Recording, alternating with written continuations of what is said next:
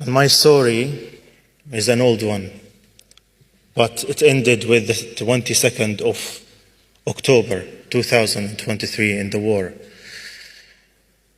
When my family were sleeping in their home at 4 a.m. when Israel bombed my home and killed my family. In my home there was my father, my 2 brothers, my 3 sisters, and 14 of my nieces and nephews, actually 15 of my nieces and nephews. All of them were killed except for one nephew. His name is Omar, and he's 3 years old. He was injured, and he was retrieved from under the rubble. And Omar is only 3 years old. I always think of Omar.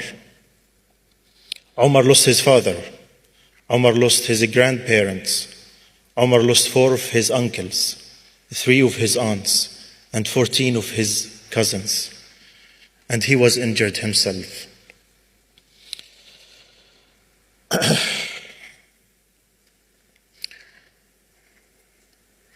So when this happened to my family, I decided not to stay silent. I decided to challenge the Western media and how they talk about the Palestinian people. Because I know the theme of today is about the fall of the empires. And I believe that the biggest empire that have been subjecting the Palestinian people to humiliation and subjugation and oppression is the empire of the Israeli propaganda and media. So I decided to talk about my family and to post about them. And I wrote about them. And I posted about them day and night until people get to know my story, get to know my family. And there, where the Western media came,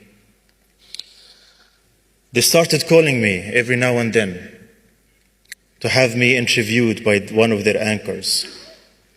And unfortunately, their interviews were more humiliating and descending than I ever could imagine. I'll give you an example. In one of the interviews, I told one of the anchors, the hosts, that I lost 21 family members, including 14 kids, my nieces and nephews. And he told me, they're just collateral damage. It's okay. Another person, another anchor, told me that Hamas killed my family. Well, I know who killed my family. Another one asked me if my brothers and sisters were close to me. Another one told me that I shouldn't get into a war of words and hate while I was criticizing the Western media coverage. One of them told me that the international law doesn't matter. They don't care about the international law because the international law says the occupation is wrong. One of them told me that the UN is a spin force. And in the comments, many questions the reality that I lost 21 family members. And one of them asked me if I condemn Hamas only a few days after I lost my family. And one of them insisted that I should call Hamas a terror organization. And this is why I believe that the Western media is responsible for the killing of my family. Because no matter what Israel does,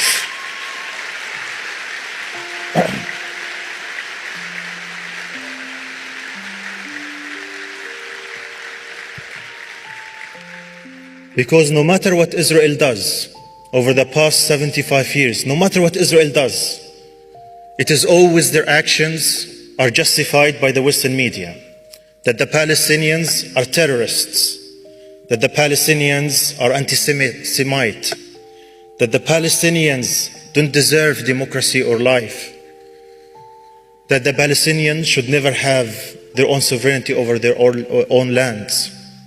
It is always the Palestinians die and the Israelis are killed and massacred. It is always the Palestinian people are collateral damage. It is always the Palestinian innocent, the children don't matter because they're not white. And that's why I will not forgive the Western media. I will never forgive the Western media. And I believe us, the Palestinians, we have been defying the Western media for a long time, and now we are using social media to defy the narrative of the Western media, and we are making a huge success.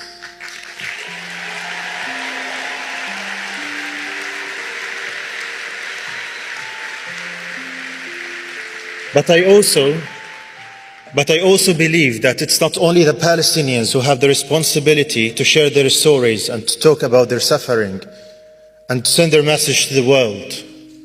I believe it is you, the people who live in the UK and America and the free world. You have even a bigger responsibility towards the Palestinian people to share their stories.